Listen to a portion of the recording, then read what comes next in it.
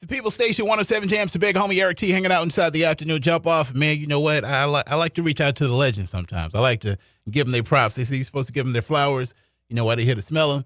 And, man, that's what I'm trying to do, man. This dude right here, if you are from Louisiana, you know him. You know his affiliation with CeeLo and the whole camp, you know, concentration camp and camp life and doing joints with Paul Wall and Happy Perez and Boosie and Kevin Gates. And, man, I ain't even really, it's more of an intro than I even need to give, man. We got the homie Max Minelli in the house. What up, Max? What's good, big homie? What's good? Man, I had to get you up in here, bro. You had Baton Rouge on fire. Still do, actually. Man, it's love, bro. I you know, before we go any further, I just want to tell you, man, I appreciate you been, you know, showing us love for years and years. You know what I'm saying? One of the few that, you know, I know no matter what, Erik Tee gonna show love, bro. So, you know, I appreciate that out the gate. You know what I'm saying? I had to do. You was telling me a couple of weeks ago, man, you, Boosie, and Loke back on stage for the first time in how many years? First time in 16 years. Wow. Since 2000. Like, how'd it feel, man? Man, it felt good, bro. It felt good. I mean, the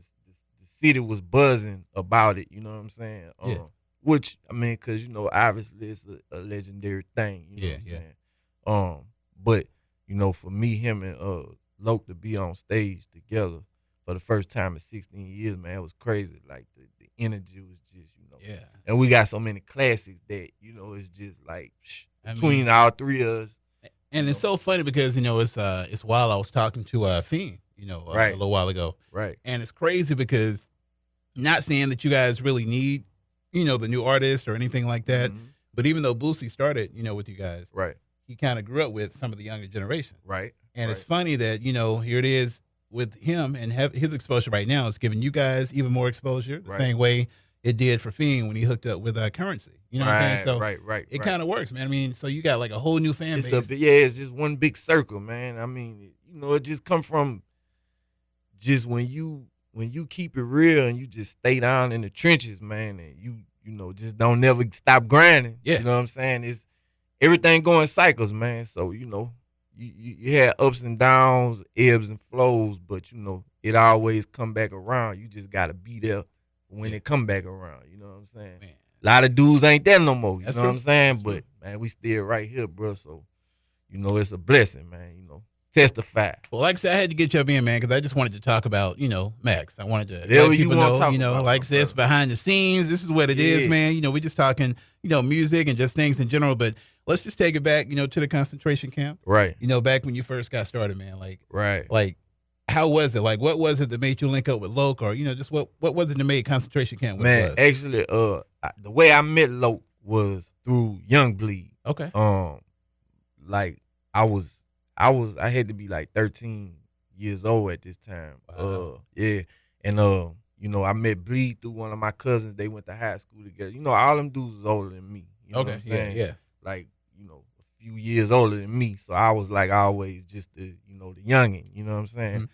But so Bleed and Loke, obviously they grew up together in the hood, and, you know, once Loke jumped his label off, you know, the only dude he knew he had to go get was Bleed. You know what I'm saying? Yeah. Because Bleed was, you know, just ridiculous at that time. You know what I'm saying? I mean, you know, probably still is. I haven't talked to him in a while, but dude was extra talented. Okay. You know what I'm saying? And so that was kind of like the genesis of, you know, Bleed brought us into the fold. Me, Jay Vaughn, who had the group Laylo, you know, Happy Perez, the producer. And that's just kind of like how we got it all kicked off, man. And, you know, Loke got the studio. Loke had the, you know, the means, the resources to put behind us, you know what I'm saying? And, man, ever since then, you know, we've been just making history. You know what I'm saying? And it's like, man, you know, and I don't knock, you know, people, because a lot of folks, you know, they'll come and they'll be like, man, some of the music today is not what it should be and this and that. And it's like comparing it to, you know, a lot of stuff is judged on comparison. Right. So if you're trying to compare today's music to some of the music of yesterday, I kind of try to not get caught up in that, because I think one thing about music is no wrong or right. It's all opinion. Mm-hmm. You know what I'm saying? So, you can't just say, oh, man, it's a fact that this is better than that, because, you know, to somebody else, you know, it's in the eyes or the ears of the beholder. You know what I'm saying? So, I mean, man, to me, it's like if you can make it in this game, that's what I respect and that's what I applaud because it's so hard. It's hard work. It's a constant grind. It's a constant struggle. And you know what I'm saying? It's people think it's fun and games from the outside. Yeah. And you know, every day new rappers popping up like crazy, you know, but how many of them really put that dedication and hard work? And you know, man, 20 years later we still here, so you know what I'm saying? And plus like what was it like when you know, when concentration camp kind of, you know, did their own thing and kind of broke and did their own, you know, went their own way. Right. What was it that made you want to decide to go ahead and do self-employed, you know, just kind of get your own label? Yeah, well, it kind of was like I didn't have no choice. You know what I'm saying? Because you know, Loke obviously went through a little incarceration, and kind of left me and Boosie out here to just, you know, do what we had to do. He obviously, you know, linked up with Turk and Mayor and Trill Entertainment, and man, I just decided to, cause I always was a observant and, you know, just everything Loke did, I ask questions. I'm right here on the side, like trying to learn this game. You know what I'm saying? So just from learning, and you know, I eventually built my own relationships with people. We'll go, you know, like you come to radio stations, and you know, I'm shaking hands and hey man, how you doing? And trying to, you know, build my own relationships, and it all helps out because when you come back around, you know, people show you love. You done built your own relationships now, and you know what I'm saying. So it was kind of like out of necessity. But at the same time, you know, it was man, just I always wanted to just, you know, do my own thing. You know what I'm saying? So that's kind of like what the genesis of that was. You know what I'm saying? So I mean, like, you know, man, like, so what's been going on, man? A lot of folks, you know, been wondering what's been happening with Max. You kind of ducked off for a little bit, you know, took a little break, a little hiatus from the game. Yeah, well, you know, I suffer from mental health issues. You know what I'm saying? And you know, I kind of been talking about that more because I want to, you know, be out front about it because a lot of people suffer from it and a lot of people try not to acknowledge it, or, you know, it has a stigma attached to it. Yeah. But you know, I mean, it is what it is. You know what I'm saying? So I'm trying to, you know, start being in front about, you know, the things that I go through on that front. And if you're a person who listens to my music for any amount of time, you could tell, like, man, you know, dude be going through something. You know what I'm saying? But that's the thing that makes the music relatable to, you know, I always was like the everyday man rapper. Like, I always was for, you know, the people. You know what I'm saying? I wasn't never like, you know, oh, I'm on the big ballin', or I'm this, me, and, you know, all that. Which I don't knock it, but I'm just saying I always just kept it 100 and real to what was real to me. You know what I'm saying? And by me doing that, you know, I was always real relatable to, you know, just the everyday person out here grinding, out here getting it, you know, whether it's going to school, working a 9 to 5, whether you're in the streets, you know, it just covers a lot of fronts. So, you know, I went through a lot. You know, I lost my mom, you know, my grandmother, you know, just a lot of different things. Life just takes a toll on you, and it's hard to be creative when you just in a bad place mentally. You know what I'm saying? So that's kind of what I was going through. You know, I still recorded here and there and put songs out and did things and did shows and moved around, but you know, I also started working on a documentary that I'm directing and executive producing and all that. And it's about the history of the BR rap scene, you know what I'm saying? So from the mid-'80s all the way up until now, you know, I got everybody you could think of on there, from the rappers, producers, DJs, club owners, promoters, just anybody who, you know, had a part in laying a foundation and building a house in our city of hip hop. You know what I'm saying? And what was it that really prompted that, made you want to decide to do that? Because I felt like it needed to be done. And I feel like, you know, I'm a person that I always got along with everybody. I never had no problems with nobody. You know, not that I know of, you know what I'm saying? And, you know, just I respect everybody and everybody respect me. So I felt like our story is so special when you start tying in, you know, the crime element and the poverty and the lack of education, and you know, so it's a documentary about music, but it's about so much more than music. It's about the why. Why does the music sound the way it sounds? Why does it have that energy? You know, why does it, you know, why do we talk about the things we talk about? Because, you know, BR sound is real distinct. Oh yeah. You know what I'm saying? And a lot but you know, one thing I can say about you, man, and not to cut you off, but even though, you know, we've heard a lot of different phases of BR music. Right. I never really heard you following anybody's path. Like you've always had your own style. Because I ain't gonna follow no I ain't gonna follow no I'm gonna set them, you know what I'm saying? I'm gonna go where they gonna come after me, you know what I'm saying? Yeah. But you know, I always had the essence though of everything that I always embodied everything that was BR. You know what I'm saying? That was Baton Rouge, the energy, you know, because that's me. You know what I'm saying? So but yeah, I feel like, you know, our story needs to be told. It's such a it's an incredible story, man. Like a real, you know. We need to rent out the theater when it comes out. Oh, man, I'm doing that. All that. Trust me, you gonna be there. I'm gonna have a red carpet, everything. Okay. Yeah. And the documentary is gonna be on Netflix. And I've been talking to a couple of other people. Like I had a meeting with MTV about it and the channel Vice. Yeah. Yeah. So you know, it's nothing is set in stone yet. You know, it's still in the working process, but hopefully, you know, I'll be able to get a nice look on it. You know what I'm saying? So that's what I kind of had took a little slight step back from the music to really focus a lot of time and energy on. But you know, now I'm back working on this album, so you know, coming back to take what's mine. Man. So tell me, man, like real talk, like music wise, mentally, just, you know, forward thinking, what is a Max Minelli from 13 years old, 20 years later? Like what's your process now? As far as creating? Yeah, as far as creating music. I mean, I still basically create the same way, man. Like I have ideas of things that I want to say, topics or concepts or whatever, hooks. And I jot them down somewhere and, you know, tuck them away, and then once it comes time to, you know, get in the and I get my beat, I pick out my beats. Yeah. You know what I'm saying? And whatever that beat tell me, that's how I come. Like I usually start with a beat first. Okay. Like I said, I have ideas, but the beat is what, you know, actually springboards the rest of my creative process. You know what I'm saying? Cool. Now, as far as production, since you've been around Happy and I know Loke do beats too. Have you jumped off into that side of it? I never did, bro. I just felt like that wasn't my thing. Okay. And I got too much respect for, you know, people who really do that to, you know, play with it. You know what I'm saying? Like, I feel like, you know, it's dudes who really great at that. Yeah.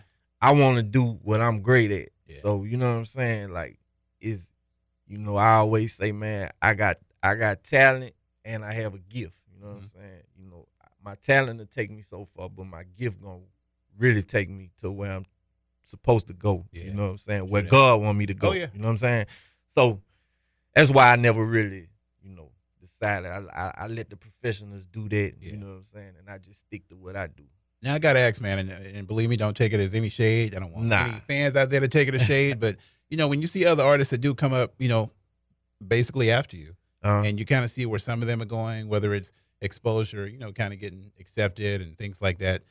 Not that you would feel a certain type of way, but do you feel like maybe that should have been your spot, or do you feel like you still have that opportunity? Nah, because I know my path is my path for a reason. Okay. And they path is they path, and you know, that's the path that God had for them. This the path that God had for me. And you know, whatever my purpose in this thing is, you know, my purpose ain't they purpose. Yeah. They purpose ain't my purpose. So, you know, I just feel like, man, you know, I just got a different purpose, and the you know, the route I'm gonna take to my success ain't the same one as they take, or this person or that person gonna take. You know what I'm saying? It's just like you in the radio game. Yeah. So when you was coming up, you know what I'm saying, you might have started the same level with certain people, and some of them might have went, you know, farther than you, or some might have stayed behind you. But at the end of the day, you know, long as you if you get caught up in worrying about what this dude doing or that dude doing, you really not gonna be able to focus on what you gotta do. You know what I'm saying? So, I mean, you know, I'm human, so you always be kind of like, man, you know, what I gotta do to, you know, but I always try to reel myself back in and stay grounded to, you know, man, this what I gotta do. This is my purpose. This is my gift. You know what I'm saying? And whether it could be, you know, like I say, to save somebody or to just say that one thing that help you get through your day, or, you know, people hit me up on social media all the time talking about how I help them through situations, from people that was suicidal to people that lost children, to helping you get through a divorce. Like, it just been a lot of things that people have told me that my music have helped them through. Yeah. So, you know, I feel like, man, you know, as long as I could do that, you know, that's what I'm here for. I actually look at your music, man, and your message almost like, and I think it was somebody like this before, and I forget, somebody might have had an album called this, but your music to me is kind of like street gospel. Right, you know, it's almost like you're preaching the word. I mean, but it's to the heads that love hip hop, right, to the heads that's still out there in them streets, and like you said, dealing with things like that, because I didn't know, you know, about, you know, the mental illness situation, right? Which, you know, you definitely do a very good job, man, of keeping it under control. But you do, you speak to the masses, man. Definitely, man. I mean, I appreciate that, bro. And you know, I feel like my end result is to open up a church one day, and really, but my church ain't gonna be like no typical church. Yeah, you know what I'm saying? It's, you know, I don't know how it's gonna be taken or accepted, but, you know, at the end of the day, I don't want to alienate nobody. I want everybody to feel like, you know, no judgment, no nothing. Just, it is what it is. You gonna come here and hear the truth. Like, I'm just about telling the truth, man. You know what I'm saying? Sometimes the truth hurts. Sometimes it's ugly. It ain't always pretty, but it is what it is. Everybody needs somebody like you in their camp, man. And I think if people had more folks like Max in their camp, we'd have a lot more realer people. You know. Sorry, man. So we talked about everything. We're gonna sit up off the couch right now. Okay. And tell them what's happening with the music, man, because that's what I'm waiting on. I'm waiting on that new music from Max Minelli to hit my iPod. What we're working on. The album is called Testify, man. Like I say, I kind of came up with that idea, struck me. Like we was talking about a little earlier, kind of was just trying to reevaluate my whole situation as far as music. When you've been doing it for so long, you know, you gotta evolve. You know what I'm saying? And so like I said, man, there's things that I'm good at and there's things that I'm great at. So with this, I kind of tried to step back, you know, put everything out on the table and look at it from, you know, back here and with a different, you know, perspective. And I'm trying to just really focus on things that I'm great at with this. You know what I'm saying? Yeah. Like I say, I got talent and I got a gift. God gave me a gift. If you don't use that gift, you're gonna lose it. So I'm just trying to use my gift with this, which is, like I say, more so heartfelt, you know, truth, real street, you know, like you say, gospel almost. Yeah. Kind of, you know, and not really a religious thing, more of a spiritual thing. You know what I'm saying? Yeah. So it's coming, man. It's called, the album called Testify. You know, like, I've been on social media, on my Instagram, kind of dropping little jewels. You know, I call them Testify. You know. Yeah. Just, you know, little things that might help somebody get through their day. You know what I'm saying? And you know, it's all the launch, the campaign for, you know, when the album drop. I don't really have no date or nothing. You know. You can pull a Beyonce. You can just drop it. Yeah. You know I mean, that's what everybody do now anyway. So it's, you know, and then, you know, that's the beautiful thing about being independent, man. I could do whatever I want. I don't have to, you know, I don't have no record label to please or to answer to. Or, you know, I'm out here making my own moves, moving on my own accord, in my own time. So, you know what I'm saying? Like I say, I ain't in no rush, but it's coming. You know what I'm saying? Well, get that single, man. Get that single to us so we can debut it. Definitely, over here. Man. You like I say, bro, you always one of the first ones I know I could count on that been there since, you know, way back. And I appreciate that, man. No problem, you know, that's rare in this game. Yeah, you know that's rare. Dude. It's crazy, man. Well, like I said, I wanted to make sure that people knew, Y'all get a little bit more about Max. You ain't going to get this interview nowhere else. This is like real right here. This is street gospel at its best. Word. Testify, be on the lookout for that, man. New single soon. Where you at on social media, man? Where can they follow you? Follow me on Instagram. Follow me on Twitter at Max Minelli, MaxMinelli. Just search the hashtag Testify, man. You're going to see me. You heard me. The real Max Payne back. You know what I'm saying? Been a long time coming. You know, shout out Lake Charles, man. I see y'all. Nothing but love. And I'm going to be back soon, man. You going to bring me back soon, huh? We got to, bro. All right. We got to get you in concert out here. So club promoters, holla at your boy. We're going to make this happen. Holla at your boy. Max Minelli Live, man. We hanging out in here, man. It's Real Talk Radio right here on the People Station 107 Jamz and 107jams.com.